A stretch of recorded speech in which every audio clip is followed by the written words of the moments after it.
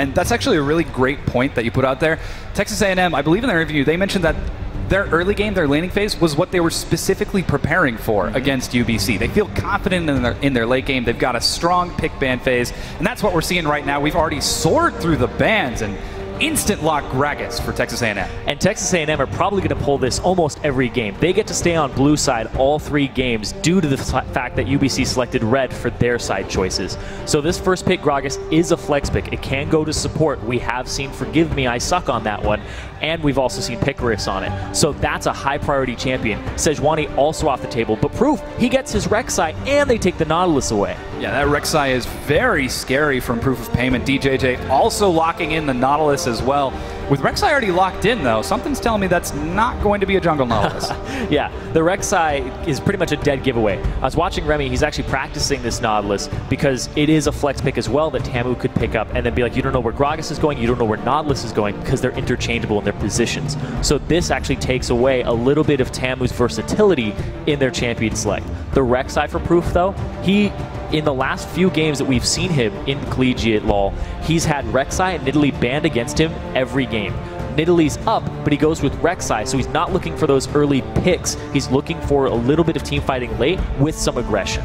Yeah, and I really love what both of these teams are doing right now. We mentioned that TAMU strong with their pick ban phase. UBC, it was their weak part, but seeing how quickly they're locking in, how confidently they're picking in these champions. It seems like both of these teams have got a plan going into this, and we can see Picaris heavily in conversation with the rest of his team.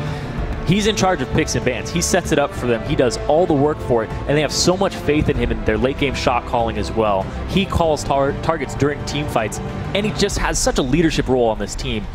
A great influence on them as well. But I want to talk about the champions that we saw banned. They hate playing against LeBlanc on TAMU. They've just flat out said they do not like playing against any LeBlanc player, and Bob Chin's a LeBlanc player. So they banned that away from him. They pick up the Orianna, but Epic Shot said he was looking forward to playing Assassins. So as this series develops, I don't know if he's ever going to be able to play it, though, because he never gets red side counterpick. So he's probably going to go for the Orianna every time. And they also lock in the Diana. That's a top Diana here for Epic Lynx. Yeah, this is a really flexible composition from AMU, and this is something you and I were talking about before the game. UBC with red side all 3 games. Yeah. That leaves Bob Chin free to counterpick every single time. And sometimes this has helped UBC, but it has also hindered them in some of their past games. So when you have counterpick, you still have to have a large enough champion pool that you're adept at, that you want to bring out on the live stage to actually counterpick with. If he's just got Zed in his back pocket against Orianna, then he's going to pull that out. It's not going to synergize with the comp too well, but they will become a skirmish pick comp. But if that is an Urgot that he's picked up, that's a pretty good matchup, and Urgot just gets to farm, he gets to scale in the late game, and another assassin here. Yeah, Bob Chin looking to show off on his first game on the big stage as he picks up Katarina. And with that, we've got our 2 compositions locked in. Texas A&M looking very strong with a standard team fight composition. Could we have expected anything less from the team fight team? I don't know how standard Diana top is. It might be standard for Epic Lynx, but he gets to get the ball in. He is the point-and-click ball delivery system, and if they have this synergy between Epic Shots and Epic Lynx, then they're going to be able to pull off some crazy moves in the late game. Good team fighting, good ability to actually disengage a fight and then pick the one that they want. UBC, though, they have a lot of go buttons. They have the Scion ultimate. They can get a Rek'Sai with a flank. Bob Chin, he's going to have to wait for people to get poked down by Urgot, by heat waves, before he gets into the fight. And here's the thing, is this bottom lane, Urgot Nautilus, is something that we actually saw in Korea a whole bunch. We saw it in the North American playoffs. It's a very oppressive bottom lane. If Nautilus lands any ability, Urgot's follow-up chunks him out, and you basically win the lane off of one misposition. Yeah, and so Bob Chin is going to be the big playmaker for his team. We saw his play on Zed during the qualifiers getting into this. But, ladies and gentlemen, we are now loading onto the Rift.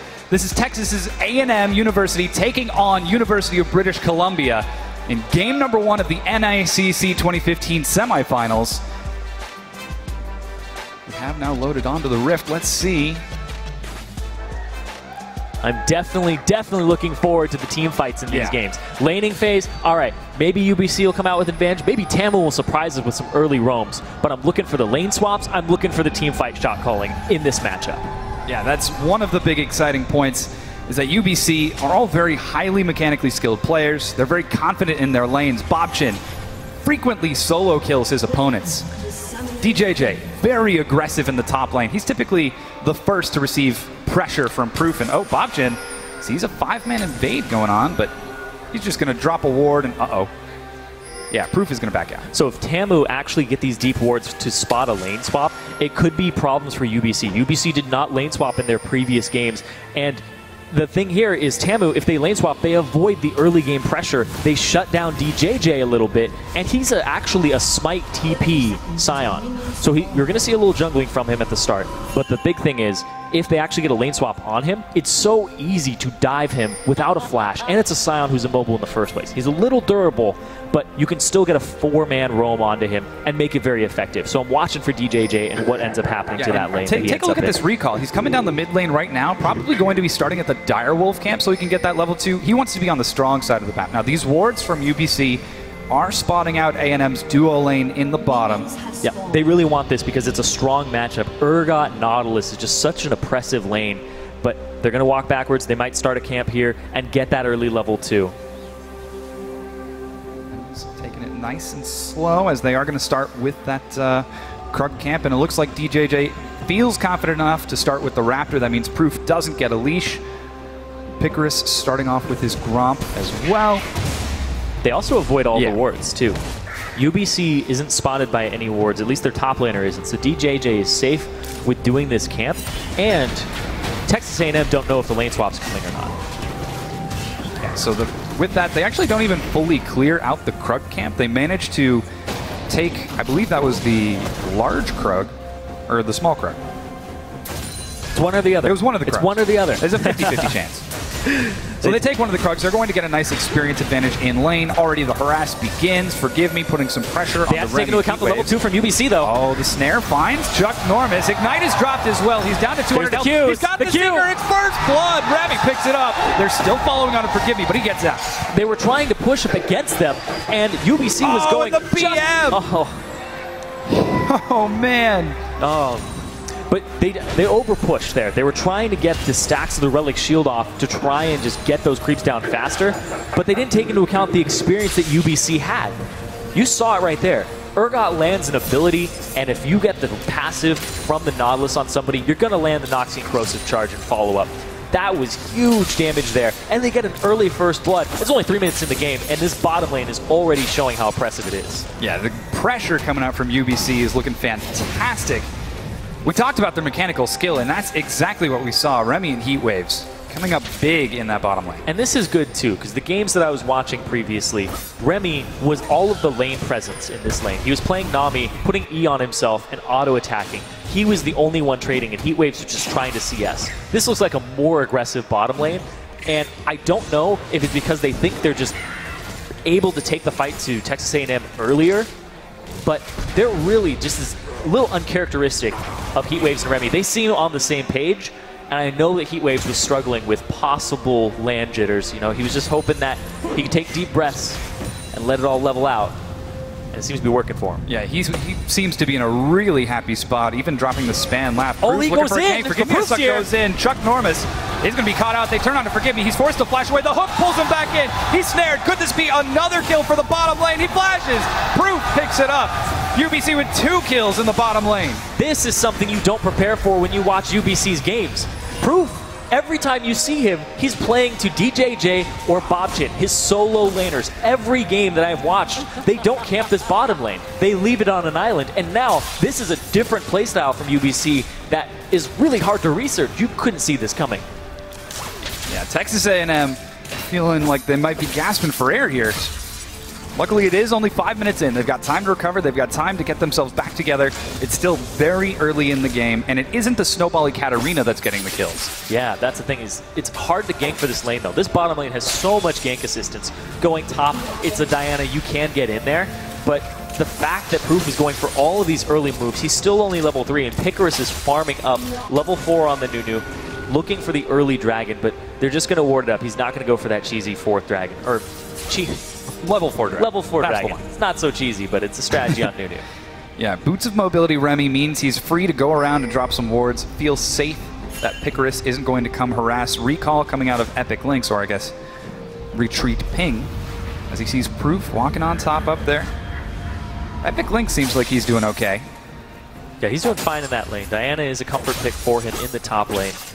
And he's trying to bring it out here and show what he's got on that assassin. But he's not going to be able to get a whole lot of kill potential on a Scion. Taking down a Scion as a Diana is a very tall order. Oh yeah. He packs a lot more damage than you would think. He's very deceptive in his base damages, and he gets tanky, and Diana's very bursty. And if Scion goes back and buys first item, Spectre's Cowl, you're almost never going to kill him in lane. This is pretty much a farm up for Epic Lynx, hoping that he gets the late game. But who's he going to blow up? It's a tanky Urgot. It's going to be a tanky top laner. Proof will get tanky as well. It's really, he might be looking for Bobchin in the late game.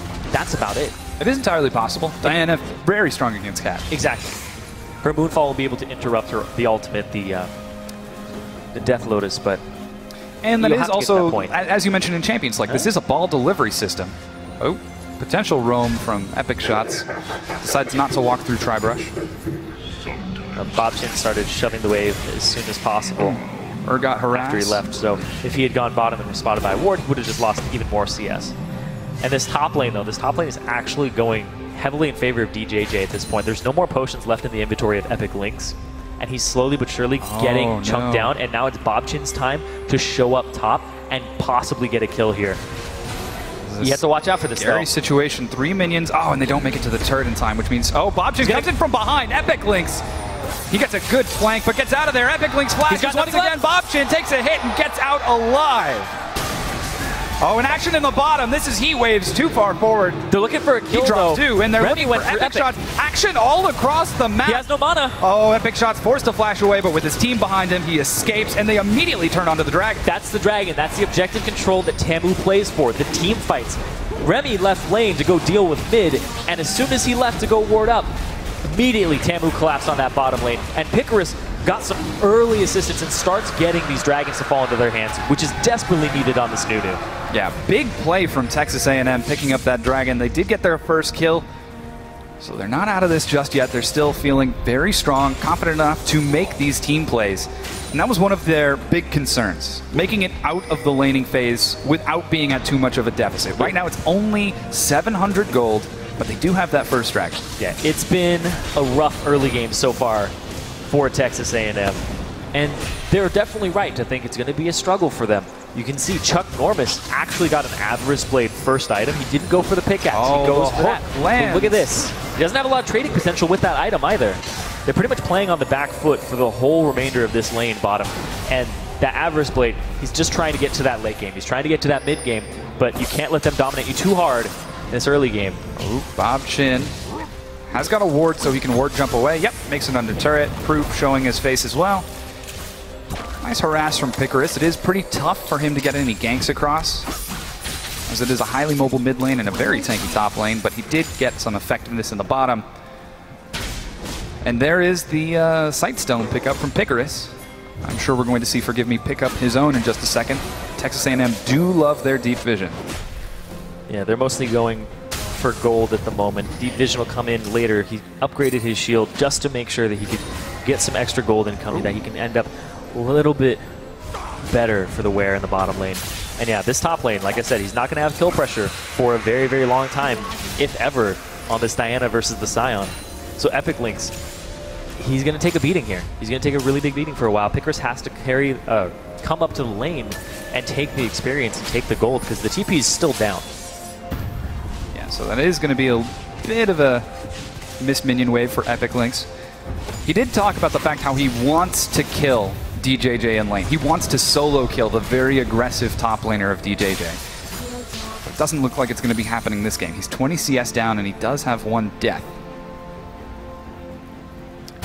Something that happened during all of the group stages for Texas A&M is they actually won their lane phases. And this is a very different game for them. Oh no, Normus, flash suppression! No. Chuck Normus, you're running the wrong way, friend. He's going to be caught out here. Snare lands. Who's going to be just trying to get the kill? CS before he dies. Yeah, Heat Waves gets it. Oh, very unfortunate. Great positioning from UBC.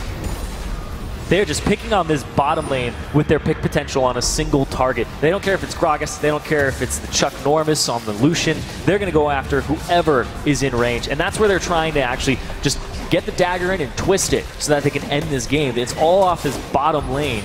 And as soon as Heatwave starts getting tanky, there isn't really a squishy target aside from the Katarina, but Bobchin's cleanup duty. He's not going to be a primary initiator in this team.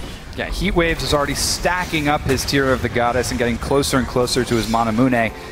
Minion wave shoved in the bottom. UBC look like they want to try putting some pressure onto this Tier 1. If they can knock that down, get Remy roaming. Oh, the hook lands onto Picarus, but it is just harass. UBC just trying to maintain that advantage and keep Chuck Normus, as you said, on the back foot. Chuck Normus has pretty much been on the back foot all game long since the very, very beginning. Since what, minute 3? Yeah, pretty much. When you don't take into account that the enemy did the Gromp, you look at their health bars, you look at their mana, how they cast spells. And then they thought they were so clever too, because they cleared half of the Krugs just to make sure that they would get an experience camp, but I guess the Gromp gives more experience than one Krug. Yes, that's how jungle camps work, fortunately. Fortunately. Oh, Hook finds Forgive Me. He's got his explosive cast. Proof's here too, though. Immediately. Proof with the flank. Forces the flash out of Forgive Me. He's still running for his life. Is he going to get out alive? Teleport coming in from Epic Lynx. TAMU trying to turn it. He actually completes the teleport here. It's followed up by DJJ. Is he going to dive it? This is starting to look like a bad situation. DJJ turns onto Forgive Me. Epic Lynx snared out. Chuck Normus doesn't have the damage. Shots. Oh, man. Getting a shield onto Epic Lynx. Proof chasing. Shockwave is big. Shots. He picks up 1 kill. He's going to run under the turret, but Bobchin. Oh, boy. That Katarina is hungry. Yeah, a lot of team fighting to be happening this game. And here's the thing is whoever shows up first in greater numbers is usually going to get that first kill. It's only 1-to-1 though in the overall trade. So that's actually really good for Texas A&M. They have some damage control here. But look, there might be even more coming out here. Bobchin is still in this first push and they don't know it. And they're bursting down. Chuck Normus' heel is burned. He gets away alive and Picarus is forced to flash. Whew. In the jaws of the beast, and he gets out alive. Bloodthirsty games. I love it. I love it. So much fighting. I was talking about, I want to get to those team fights. Lane phase, you know, whoever gets it might have that edge, but I'm really interested in the shot calling here because the game seems very hectic. It's only a 1.3k gold lead, and you're going to see right here, the TP comes in early. Diana, Epic Lynx doesn't try to go for the Q. He goes for the R first, so he doesn't have a reset on it to re-gap close and continue the fight. They get Forgive Me because he went a little too far forward past the TP point, and now Epic Shots comes in for the nice cleanup there onto Heat Waves. Big thing, Picarus is not involved in this fight at all. He's farming the jungle as Nunu. He's not there in time just because of his positioning before the fight. Yeah, and that's going to put TAMU a little bit of a better situation. Now, Dragon is spawning. It's 20 seconds before it's up. Wards all over the pit for both A&M and UBC, but no teleport for either of these top laners. DJJ, however, has got an enormous mobility ultimate that can get him across the map. Dragon spawns. Nobody wants to deal with it just yet. They're content to sit in the landing phase. Interestingly enough, Chuck Normus is a level up on Heat Waves. A lot of people have been showing up to his lane. Forgive Me has been out of the lane a decent amount, so he's getting solo experience for a tiny bit. It's very close, though, in terms of experience. Epic Shots. Oh, he's going to be collapsed on here, but he's got backup from Picarus. They find Proof. Shockwave gets this is a really good fight for TAMU. Put some damage onto Proof. Are they going to turn it? They do. Picarus picks it up. Bobchin forced to jump away. Without the jungler, TAMU can take their second dragon. Oh, they have to zone away Heat Waves and Remy, however. There they go. Are they going to try contesting this? UBC just might. Well, it's a low Picarus. Bobchin wants to go after this. Forgive Me goes forward. He gets in, knocks Remy out of position. More damage comes across. He's picked up by Epic Shots, evening the kills. UBC trying to turn it. Forgive Me drops, but he's a support. Bobchin gets 1. Is he looking for 2? He's going to turn onto Epic Shots, but Epic Shots kites him away. For Chuck Normus getting out of there. They're turning. Epic Lynx picks up another kill with the assassin Diana. Great damage coming across from Heat Waves, forcing Epic Shots to flash, and Epic Lynx. Oh, he takes some damage. Is he going to get out of the skill shot? He is. That's a favorable trade for Texas A&M. The gold is almost even again, just off of team fighting. As soon as UBC started making it a team fight game, TAMU seems to be on top of this right now. Oh, UBC's starting the dragon here. They know that TAMU's weak. They'll get it. Enough members were dead, and enough members had to be backed off and pushed away from it. They got the vision control earlier, so UBC, they do end up negative for that trade, but they don't let the Nunu get another dragon to prevent that 5th dragon snowball from happening earlier. Yeah, this is fantastic for A&M as they are getting towards the end of the laning phase, at the end of that volatile era of the game. And they're coming out rather even. It's only about a 400 gold lead for University of British Columbia, and A&M, they're starting to transition into those powerful team fights, and we've already seen with a couple of fights in this game. UBC are very, very strong. They're very highly mechanically skilled, but A&M are keeping up with excellent positioning. I mean, Epic Shots has been coming up huge with those shockwaves. Yeah. Epic Shots, shockwaves have been on point. You can see just from his scoreline how well he's keeping this team together. But this top lane, Epic Lynx, he's done some work on this top turret. He might get the first turret of the game for his team. Enough pressure from Texas A&M on these lanes. Proof is trying to come top because he knows that Epic Lynx might actually overextend for this turret, and then they can punish him. Picarus is going to have to play to this side of the map for a little bit and possibly free up that turret, but it's just warded and covered and riddled with tunnels at this point by Proof. Proof of Payment has been very mobile so far. Oh, A&M group up in the mid lane. Looks like we've also got Chuck Normus on his way up there as well. This could be the first 5-man siege. Teleport almost up for both DJJ, but Epic Lynx has already got his. Instead, they just camp up on the bottom side of the map, looking for some roams, looking to find someone out of position. Epic Lynx putting on the moves to DJJ. He actually activates the ultimate. Yeah, Proof is right off on the wings. They want to flank him. They turn it around. Flash gets him out of there. Epic Lynx. Great flash. Well, they knew he's going to overextend for the turret, so they get his flash pretty much for nothing at that point. Challenging Smite is down for DJJ, so this is another lane that they're not going to be able to leverage too much out of, but they go immediately middle because they saw 2 members top. Everybody collapses here. This is the shot calling from Texas A&M. Urgot's going to be late to this. If they keep the damage up, they'll actually take the turret before a fight can even start. Oh, so close, but they just can't quite clear the turret in time. Next minion wave spawns, but Heat Waves has made it there in time. They're able to keep it standing for now. Yeah, Texas A&M, they've been preparing for this game specifically against UBC for weeks. This has been their sole focus. Yeah, and that's the thing is UBC have actually been looking forward. They've been looking at the next match. They haven't been preparing too much for Texas A&M. From what I've heard from them, they are focusing on their own individual play style and playing as a team. They're basically saying, well, we don't need to research you too hard because we're just going to play our own style and dictate the pace of the game, and then you have to get on our level. Whereas Texas A&M, they haven't been preparing for RMU. They haven't been preparing for UConn. They're preparing for this game against UBC. UBC threw them a curveball with that gank bottom over and over again because it's different than what you would research from that team. But their team fighting still holds true. And UBC, it's still that mismatch. They didn't get a huge lead in the laning phase that wasn't overcome by team fighting by Texas A&M. So the gold is actually 200 in favor of Texas A&M already. Yeah, they're starting to get to that comfortable late game. The top turret goes down. Epic Lynx secures the very first one of the game, forcing the recall out of DJJ, and Proof is even waiting in the wings to catch that minion wave as it bounces off the turret. And the rest of A&M starts sieging up mid as well. Roaming Katarina doesn't have the wave clear. They take down 2 turrets in quick succession. A&M are turning up the heat. Yeah, and you mentioned the wave clear. This team composition from UBC, no wave clear. Yep. They have no wave clear. They'll have to wait for the Luden's Echo from Katarina, but even then it's not very reliable. They don't have quick AoE ranged wave clear, whereas if you look at the team comp from Texas A&M, they have a lot of it.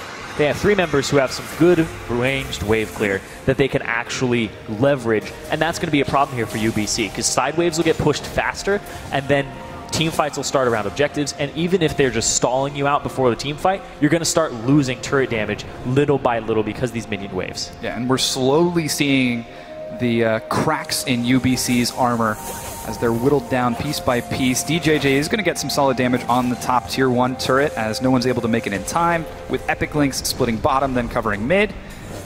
Picarus, however, is there to catch it.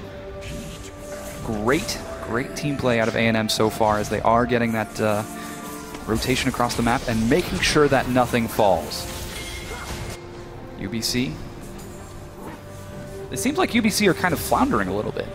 They're looking for something, but it's very hard to leverage without wave clear. That's a big tool that people take for granted in team compositions. Is they're like, all right, we'll just get the turret. It's like, well, can you siege against an Orianna who's going to wave clear your wave instantaneously? You have to have enough dive pressure to actually counter that and dodge past it or dive past it. Everybody right now is playing for this next dragon, though. It'd be number 2 for either team. Gold is pretty even. Scuttler Crab is in favor of UBC at the moment, but it's still 45 seconds until it's up. Yeah, A&M, they do get some grouping in the mid. Damage coming out from Epic Lynx as he turns onto DJJ. Some big damage coming across. He's down to about half health, but isn't done quite yet. He's actually taking more burn from the Cinder Hulk than from DJJ himself. He's continuing to provide chase. If you can get DJJ to burn his ultimate, that would be huge. But he gets out of there. Epic Lynx has got his teleport. He's going to have to recall if he wants to make it in time for that dragon when it respawns. And we see the same from DJJ. Yeah, very low mana there from DJJ. And Epic Lynx, he's able to take that fight to him.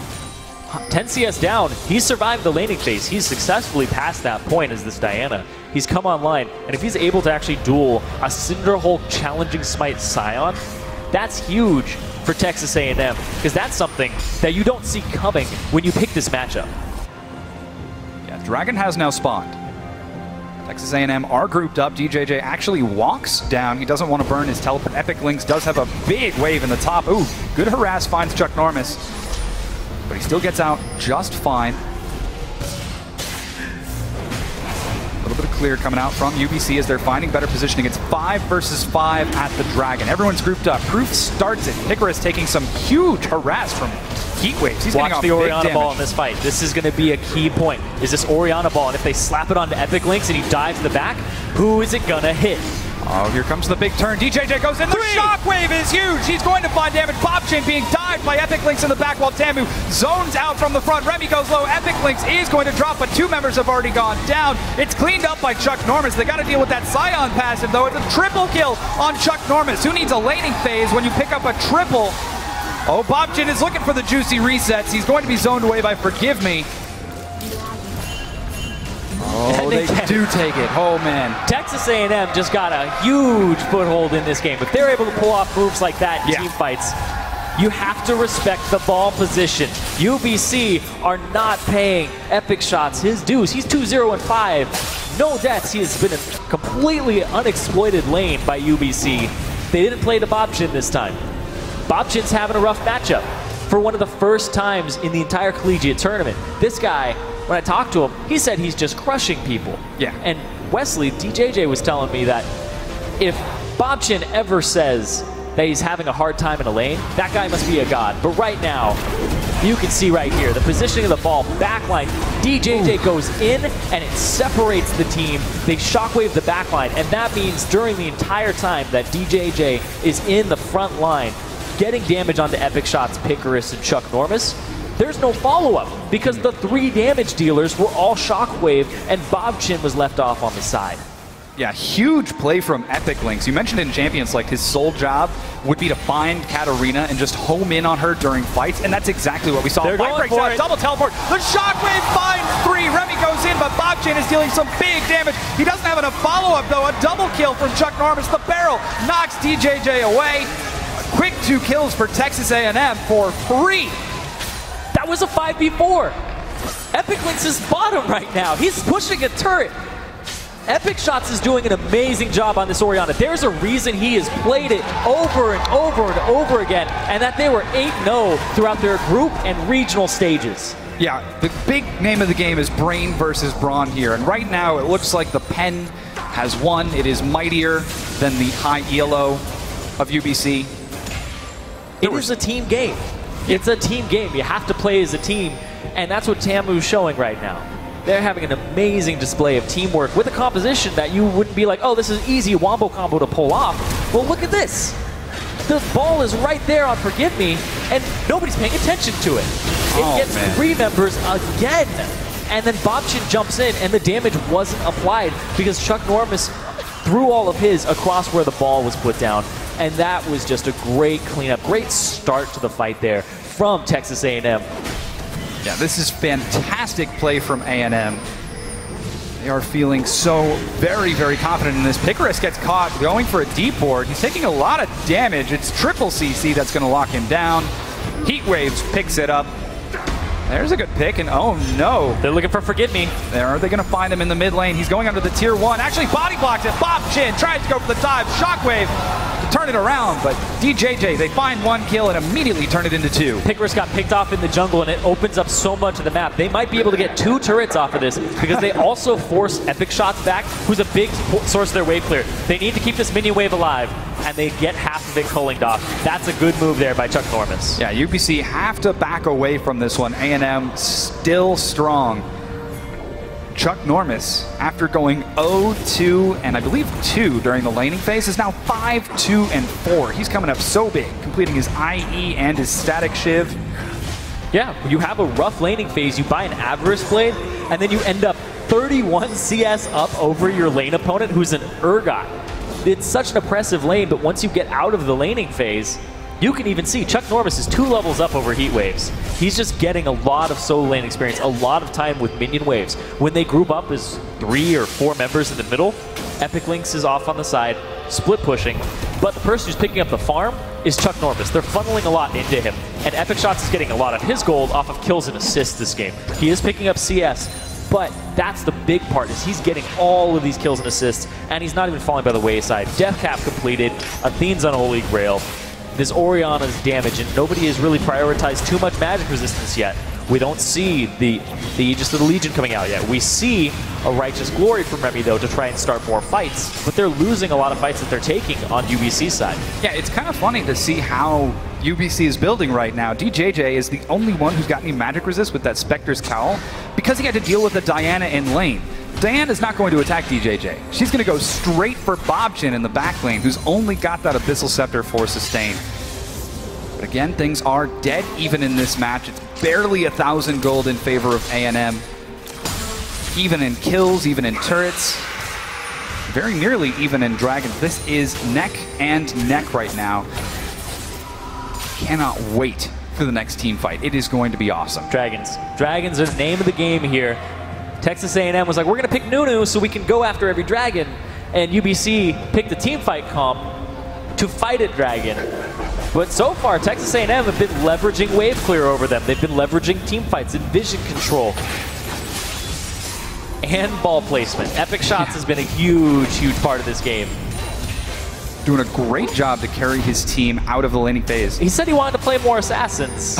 He goes back to the Orianna, and it's doing wonders for him. There's a reason he got here off of Orianna. Yeah. And it's just showing. Oh, Epic Lynx gets caught out. Bobchin turns it around, though.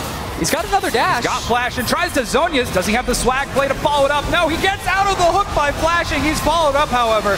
He's going to be suppressed and gets a shockwave to save him. Epic Lynx is still alive. Chuck Normus kills him. Epic Lynx is doing such work right now. Chuck Normus chasing him around from the back. Bobchin picks up a kill for revenge. But that amazing bait.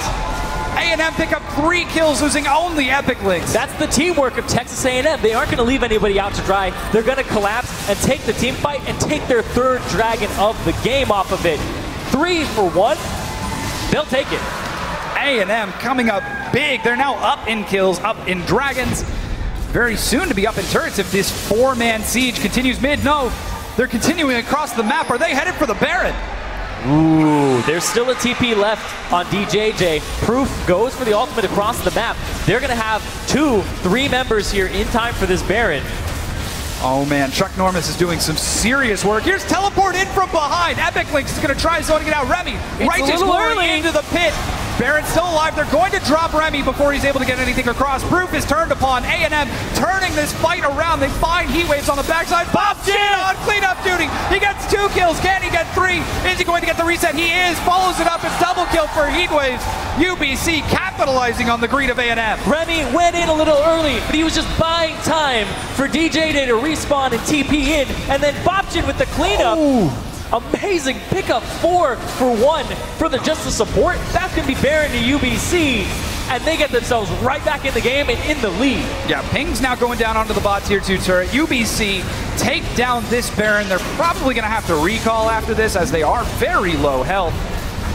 Yeah, a great pickup from UBC. Who needs dragons when you can get Baron? Yeah, they peeled off of it very early from Texas A&M. It looked like they were just trying to stop UBC from getting in, and then they all pulled off of it. DJJ teleported in, and nobody was in that pit with him. You're going to see it right here. Epic Lynx TP's in, and then they're like, we have to go help him, and flanked. Remy comes in, does some damage, but then they back off. Nobody's dealing damage to the Baron anymore. Chuck Norris peels off of it as well. DJJ's in the pit, but that Baron's at 3k HP. They still have a smite available, they still have a consume, and instead they try to go for the team fight against people who just respawned. They just purchased, they just got back to full HP, and that was a huge cleanup there. I don't know if they were expecting Bobchin to be there, because when you're running around with low HP bars, you should always have that Katarina on your mind. Yeah, and A&M played that out excellently, tried to make the best of that situation, but they just needed an extra 3 seconds, 4 seconds on the death timer in order to feel a little bit more comfortable. With that, they all respawn.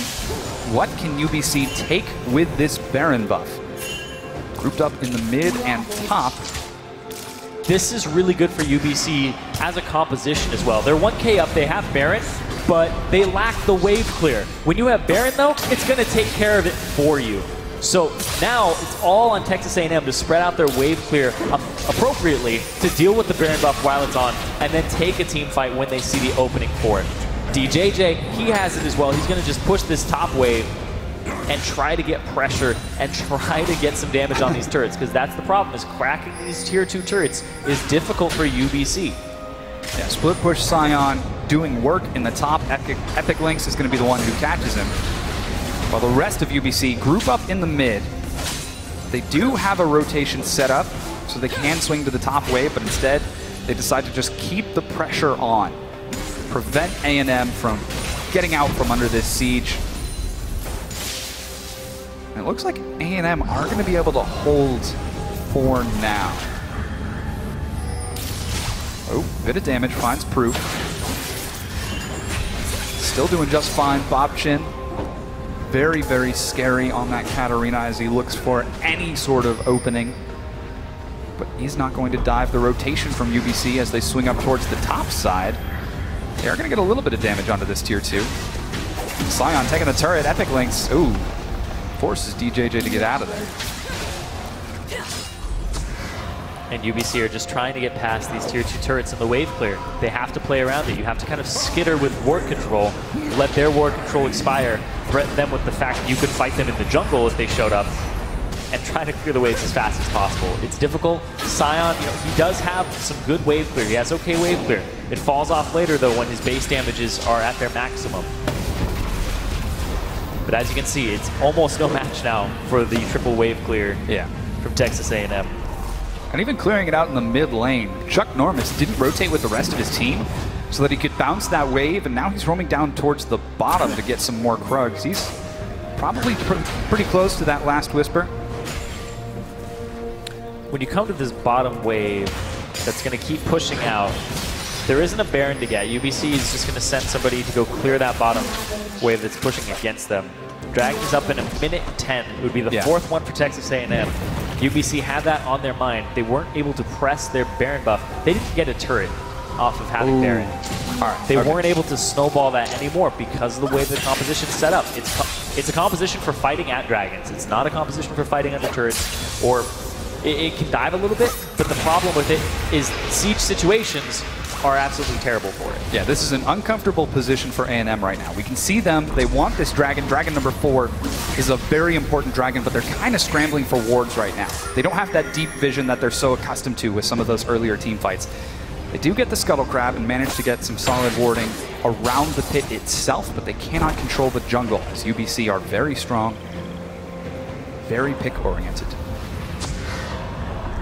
There's the grouping. We've had a bit of a lull for the first time in the game. Yeah, I know. Because UBC are not going for those big team fights anymore. They're the ones who've been starting most of them with their Righteous Glory and the Nautilus ultimate, trying to just get in there, or even the Scion ultimate. But they've kind of held off. They used their Baron buff up. They got some damage on turrets. They didn't take any. But they're not going for the team fights anymore. They aren't going for the bloody battles. They're trying to be a little more calculated about it. And that's been a problem for UBC, is not being calculated about the fights they take. They were talking about how they don't fight for no reason anymore.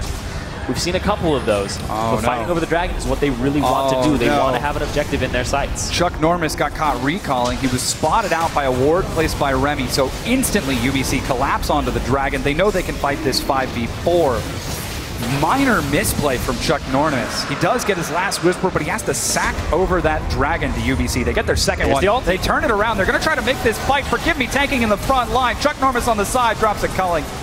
Zoning ultimate comes across from Picarus, and A&M are going to look to get out of this. The hook lands. They're going to turn it into a fight. Epic Lynx dives onto Bobchin in the back line, but he's suppressed. He's forced to back away while Chuck Norris kites DJJ away. No one has died yet. Epic Lynx dropping the Zonias. Is he going to get out of this alive? He does not. Bobchin picks it up with a double kill, but Chuck Norris is on to Heat Waves. He goes down as well. It's another kill. Quadra kill. Penta kill for Bobchin. He gets the penta. The reset's coming through. This game has been all about the mid laners. At first, Epic Shots. Now Bobchin, the last 2 fights, has shown up huge for his team on this Katarina last pick. Amazing play from UBC as Bobchin gets a penta kill in game number 1.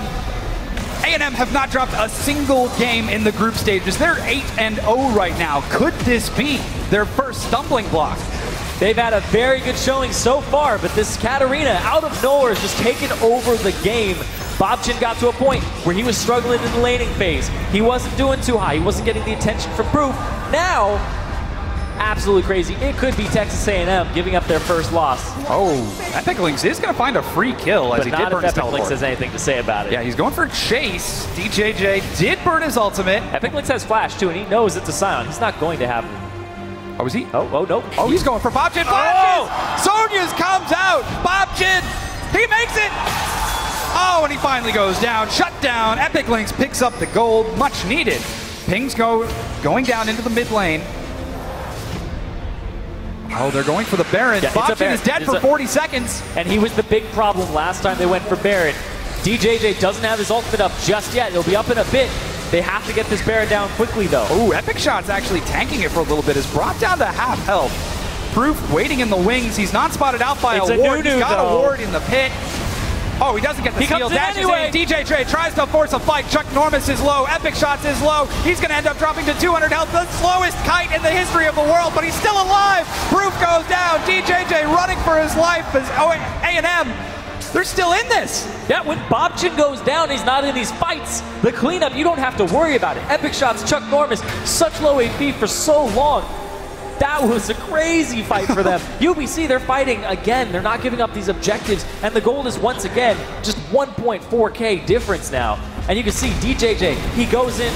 This is the pentakill here from Bobchin. He plays off to the side, he plays down. He knows that there's no absolute zero. He knows that some ultimates are down. There goes the shockwave.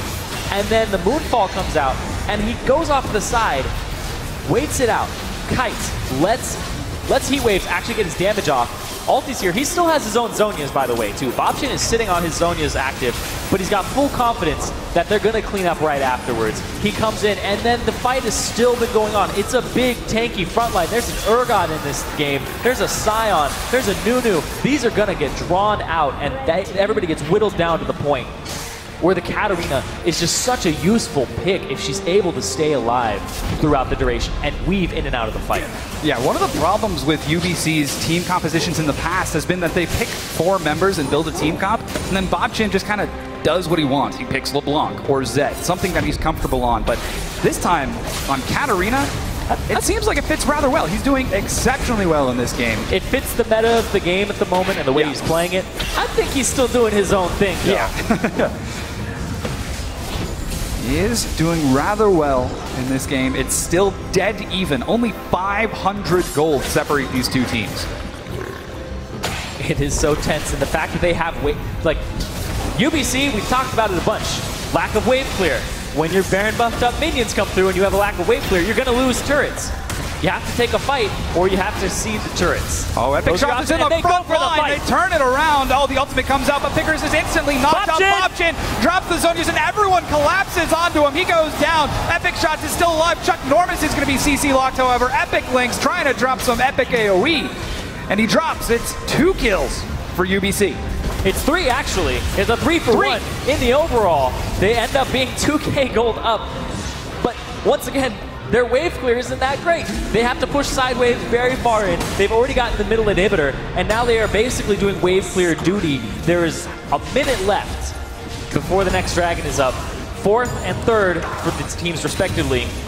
But this is going to be a longer game. We're going to see some more fights here. This game is far from over at this point. Oh, yeah. 3 to 6 in turrets right now. UBC knocking down that mid inhibitor, opened up so much of the map for them. And despite the fact that A&M had Baron buff, they were sieging down a lane in which they had no inhibitor. Yeah. They had to contend with 5 members, a turret, and super minions. It's good to do that, though, when you have the wave clear advantage, because you just push it out. You make sure that you don't have a side wave that's pushing against you. You just go down the wave that has the super minions, so you never have to worry about that pressure. It's never that lingering thing in the back of your mind that's like, well, we only have a minute to be here because super minions are going to be on our Nexus turrets in a little bit. They completely negate that by going middle. And like I said, you either fight it or you seed the turret, and UBC went for the fight. And now, 15 seconds, 10 seconds on this dragon. And I think we're going to see another fight. I think that's a professional analyst opinion. Pretty safe we will bet. probably see a fight around this dragon. It's a pretty safe bet. Everyone's grouped up around this side. There is a bit of deep vision on the blue buff, but it gets cleared out. A&M do get superior positioning. Wow. Gotta get them wards down. Oh, man. They've got 5 wards in 2 bushes. Immediately turning onto the dragon. DJJ turns it around. They secure it. That's dragon number 4. Can they take the follow-up fight? Chuck Norris kites it around. Epic shots is turned upon. He goes down. Bobchin with a triple kill. A quadra kill. Is he going to get a second pentakill? Oh, my goodness. He does not. He doesn't. Remy steals the pentakill number 2. Oh my gosh. Oh, Remy, you dirty rat. He took a pentakill. That's going to be UBC pushing down the mid lane, though. They're going to be able to get this inhibitor back up for themselves. 30 seconds on the death timers here. Dom, this might be game. They just might be. It's 20 seconds until Gragas comes up. The Zonius is burned. Nexus turret 1 goes down. Nexus turret 2 is going to be followed up upon. UBC looking to end A&M's spree and take game number 1. They do indeed. UBC take the win. And add the first defeat in the Collegiate tournament to Texas A&M. That was a hectic back and forth.